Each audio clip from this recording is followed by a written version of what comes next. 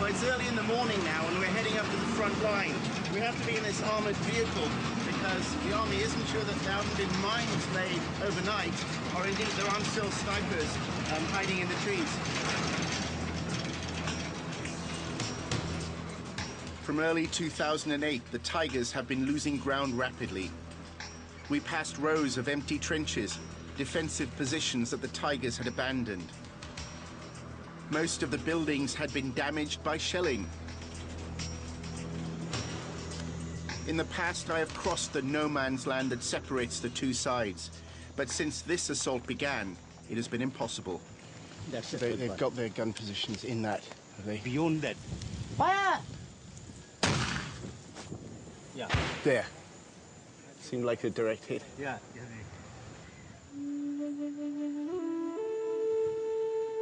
Troops led by Colonel Suminda Jayasundara captured a Tiger naval base in a town that had been in rebel hands for a generation. We stepped into this area after, 18 years of...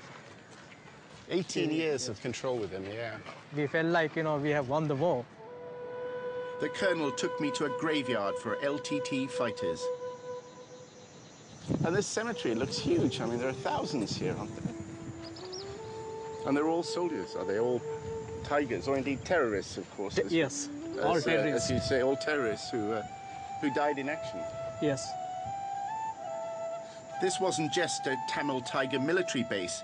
It's a town with houses and a school. But there was no one to be seen. All the people have gone. I mean, the people who lived here, they've... Those people have been, taken forcibly by the LTTE. So when they retreat, you mean? Yes. They take the population with them.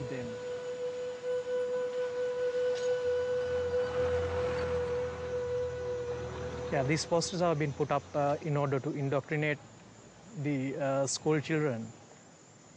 And this is to brainwash them in order to get them into their side. Yeah, yeah. The suggestion over there, of course, that Tamils in Sri Lanka live behind barbed wire, isn't it? It's not really. This is, something that they want to, tell the world that, people are behind the barbed wires. But in reality, it is not so. The Tigers say the Tamil population is fleeing in fear from the army. Since the recent fighting began, hundreds of thousands of Tamils have retreated alongside the fighters into areas that are cut off from the outside world. I was taken to a camp that the army says provides shelter for 500 Tamils.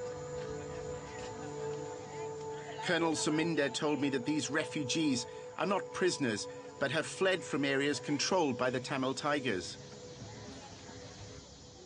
This woman has been at the camp for months and has no idea when she'll be able to leave. As she fled the battlefield, she was separated from her husband.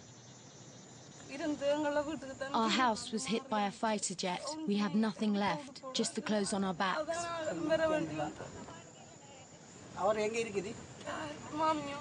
She pleaded with the soldiers to be allowed to take her son to a relative's house in Colombo. With barbed wire and armed guards, this resembled more a prison than a refugee camp. Do the Tigers try to prevent you? It was difficult to communicate. Most Sinhalese, including the colonel, don't speak Tamil, and many Tamils don't speak Sinhalese. This man admitted that one of his relatives was a guerrilla. The Tigers are calling on everyone to give up one child to join them. Then they are trained so they can go to the battlefield. The requirement that each family provides a fighter makes it difficult for the army to separate the guerrillas from the civilians. A task made even harder when most Tamils see the Sri Lankan Army, which is almost exclusively Sinhalese, as an occupation force. In Tamil areas that are fully under government control, there are frequent checkpoints. The government is trying to ensure that defeated guerrillas don't slip out of uniform and merge with the people. There is now the prospect of a different war, a full-scale insurgency, rather than a conventional conflict. The government says it can separate the people from the guerrillas. Tamil politicians disagree. Even if the government takes much more territory, the government can hoist their flag but the liberation struggle will continue. The LTTE is having the armory and the capacity to take forward the struggle as a guerrilla organization for another 50 years. Suicide bombers might come here, but they might try. But one thing I am sure, that if you defeat the terrorism from north, the people, they appreciate what we are doing. They want us, our armies to come in. So the people will settle themselves and they will come to the mainstream. I first met Mahinda Rajapaksa long before he became president. 2 decades ago, he had a very different role. At that time, I witnessed events on Sri Lanka's idyllic coastline that I will never forget. We saw in front of us a pickup truck. A man was seated there and his face was completely covered. I'll see if there are any parallels between what was happening then and what's happening now.